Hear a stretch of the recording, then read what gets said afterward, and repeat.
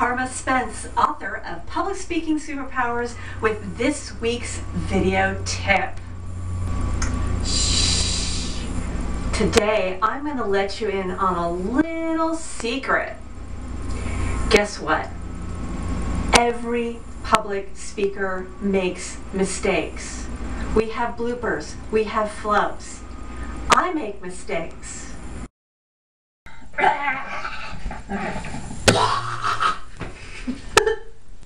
Hello, this is Carma Spence. Okay.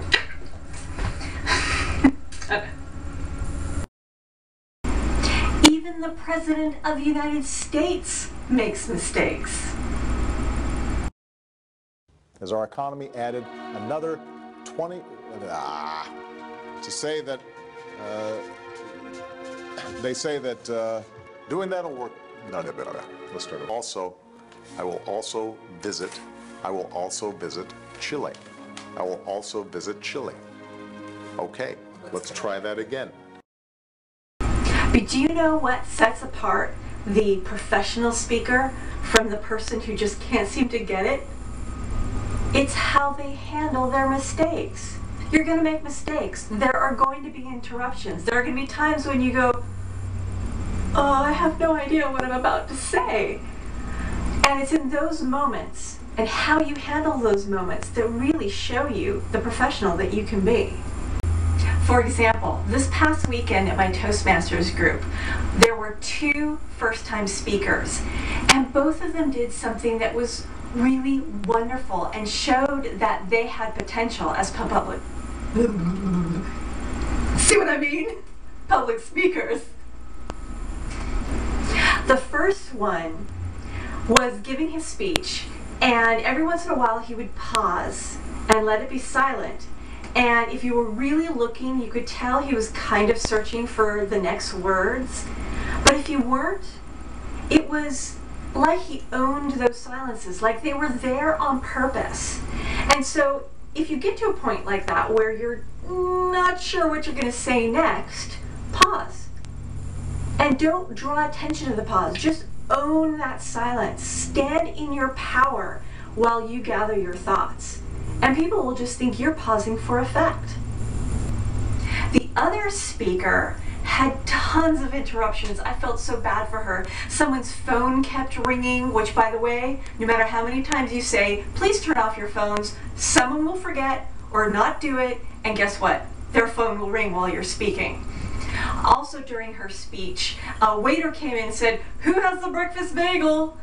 I just felt so bad for her because she was doing her first public speaking engagement there at my Toastmasters group, and she was even reading her speech, so she was really a newbie, and yet she handled it so well. She would just pause, wait for the interruption to stop, and then just pick up where she left off like it hadn't happened.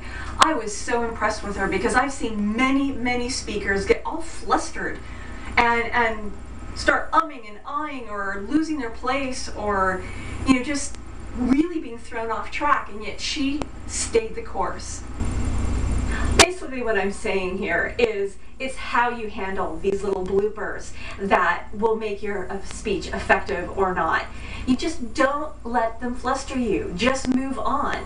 And if it's a really interesting interruption, you can always interact with it. I've seen speakers do that where they hear audience laughing in the next room and they'll just go, thank you.